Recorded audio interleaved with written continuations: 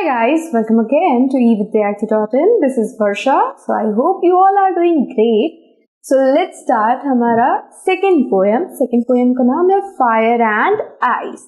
हम सभी को पता है ये दोनों के दोनों ही opposite है. जब भी हम opposite sentences या फिर opposite words की बात करते हैं तो फायर को हम आइस के साथ रिलेट कर सकते हैं, ऑपोजिट में रख सकते हैं.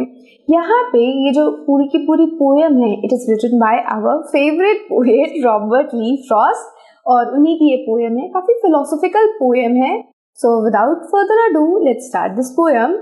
सो सबसे पहले कहा जा रहा है some say the world will end in fire, some say in ice. So here हमारे जो पोएट है वो इस पूरे वर्ल्ड को एंड होने की बात कर रहे हैं, यानी कि इस पूरे विश्व के खात्मे की बात कर रहे हैं. विश्व ही नहीं, ह्यूमन बीइंग्स की भी खात्मे की बात कर रहे हैं. ही इज सेइंग कि कुछ लोग ऐसा मानते हैं कि ये जो वर्ल्ड है, हमारा जो विश्व है वो फायर की वजह से खत्म होगा, आग की वजह से खत्म होगा. वहीं कुछ लोगों का मानना है कि ये ठंड की वजह से, आइस की वजह से खत्म हो सकता है. सो आप किसके तरफ हो, आप किसको फेवर करते हो, कमेंट बॉक्स में जरूर बताना. नेक्स्ट सेंटेंस पढ़ते हैं, नेक्स्ट स्टेंजा पढ़ते हैं. From what I have tasted of desire, I hold with those who favor fire. Now, यहाँ से शुरू हो रहा है हमारा रॉबर्ट फ्रॉस्ट का जादू. जो जादू है वो क्या है, he is comparing fire to our emotions. हमारे इमोशंस से उन्होंने तुलना की है फायर की. ये कहते हैं कि जो भी चीजें मैंने आज तक टेस्ट की है डिजायर के अंदर, जो हमारी इच्छा होती है, उसको अगर मैं जितना जानता हूँ, मुझे ये पता है कि जो फायर है वो इस पूरे पृथ्वी को खत्म कर सकता है, मनुष्यों को खत्म कर सकता है. So he is in favour of fire. Fire के फेवर में है वो. नाउ नेक्स्ट कहते हैं but if I had to perish twice. तो कहते हैं कि if it had to perish twice, यानी कि दोबारा अगर इसे खत्म करना होगा, तो I think I know enough of hate. पर मुझे पता है अब क्या हुआ. ये कह रहे कि इस पृथ्वी को, इंसानियत को दोबारा मरना है, तो मुझे लगता है कि हेट भी इनफ होगा, काफी होगा हेट भी इसको खत्म करने के लिए, पूरी मानवता को खत्म करने के लिए. To say that for destruction ice is also great and with suffice. तो ये जो डिस्ट्रक्शन है, जो खात्मा है, उसके लिए आइस भी अपना काम कर सकता है. आइस भी क्या है, एक अच्छा वेपन है, एक ऐसा औजार है जिससे पूरी मानवता, पूरी इंसान खत्म हो सकते हैं. So this poem is very philosophical. क्यों फिलोसॉफिकल है? क्योंकि यहाँ पे फायर और आइस को कंपेयर किया गया है ह्यूमन इमोशन से. अगर हम बात करें ह्यूमन इमोशन की, तो ह्यूमन के अंदर डिफरेंट डिफरेंट इमोशंस होते हैं. कई बार वो ग्रीड होता है, एनवी होता है, sometime it is jealousy and hatred. ये सारे इमोशंस को हमारे पोएट ने डिफरेंट डिफरेंट कैटेगरीज में रखा है. डिजायर को उन्होंने किस में रखा है, फायर के अंदर रखा है. ग्रीड है, उसको फायर के अंदर रखा है. ये दोनों एक तरीके के इमोशंस है. दोनों के अंदर हमें लालसा होती है, लालच होती है, इच्छा होती है पाने की.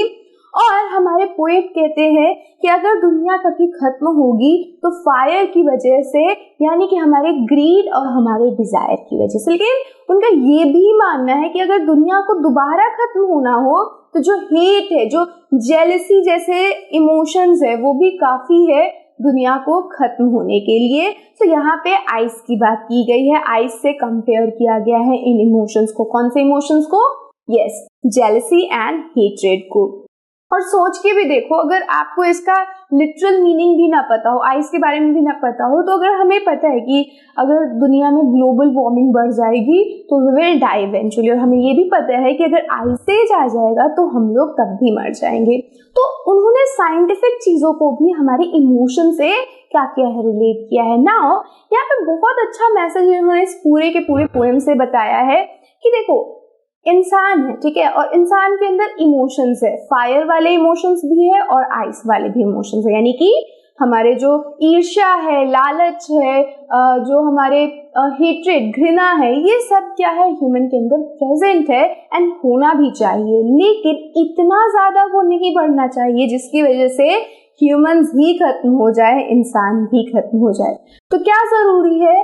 जरूरी ये है कि हमारे डिजायर और हमारे हेट्रेड पे हमारा लगाम हो, हमारे इमोशंस पे हम कंट्रोल कर सके, ताकि ये जो ह्यूमैनिटी है वो सर्वाइव कर सके, प्रिवेल हो सके, इटर्निटी तक कालांतर तक इस ह्यूमैनिटी का कभी खात्मा ना हो।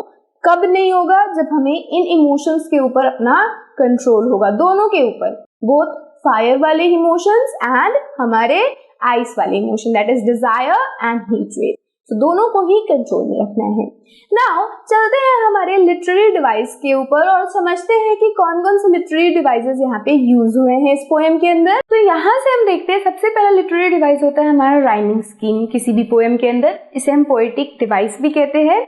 सो अगर हम पोएटिक डिवाइस की बात करें यहाँ पे राइमिंग की, तो फर्स्ट अगर सेंटेंस की बात करें, फर्स्ट स्टैंजा की बात करें, तो देखो some says the world will end in fire, some says in ice. तो फायर को हम ए दे सकते हैं,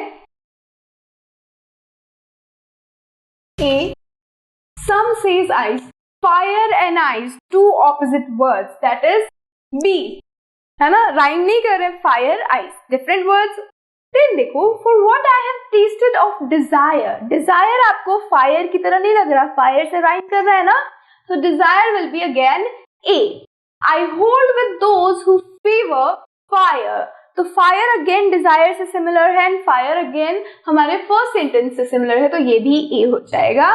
but if it had to perish twice, अब ये ट्वाइस आया है, हमने कहीं पे भी हमारे पोएम में ट्वाइस से राइम करता हुआ कोई वर्ड नहीं देखा। ट्वाइस से राइम करता हुआ वर्ड कौन सा है? आइस, तो it is again B.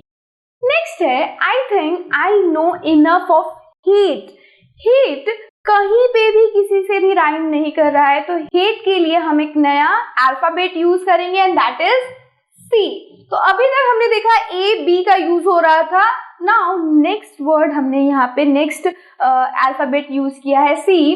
Then हमारा नेक्स्ट सेंटेंस कहता है to say that for destruction ice, again ice use हुआ है जो कि हमारे सेकेंड सेंटेंस में था, तो we will name it B. Next is to say that for destruction ice is also great, अब यहाँ पे ग्रेट आया है जो कि हीट से राइम कर रहा है, so heat and great both are rhyming, so इसको भी हम सी दे सकते हैं। एंड लास्ट सेंटेंस है वुड सफाइस, तो सफाइस भी आइस से सिमिलर है, सो यहाँ पे हम बी दे सकते हैं ना। कोई आपसे पूछे इसकी पूरी राइमिंग स्कीम बताओ, हमें पता है क्या है rhyming scheme. So rhyming scheme है पूरी A B A, again A B and C and B C B. So this is the rhyming scheme of this whole poem. Next literary device इसमें use हुआ है वो है alliteration, और alliteration को हमने समझा था that it is the repetition of same consonant, same sounding consonant at the start of two or more closely placed word, यानी कि एक साथ जब words place किए वो उनके जो सेंटेंस उनके जो साउंड है, जो कॉन्सोनेंट है, अगर वो सिमिलर है तो वो एलिट्रेशन कहलाता है।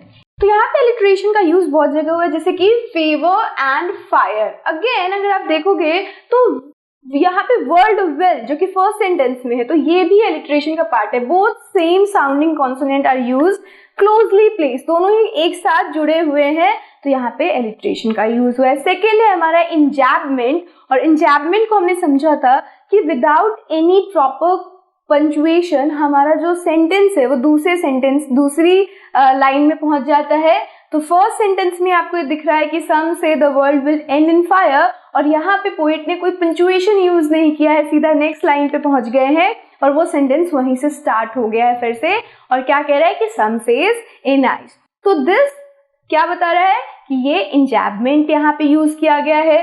नेक्स्ट है हमारे पास एनाफोरा। एनाफोरा में क्या होता है? तो the repetition of word or expression at the start of two or more consecutive lines, तो दो लाइन्स में सेम वर्ड का इस्तेमाल हो रहा है, तो वो क्या होगा? एनाफोरा का पार्ट। यहाँ पे सम से दो बार यूज हुआ है सेम लाइन में, कॉन्जिक्यूटिव लाइन्स में। देखो some say and then some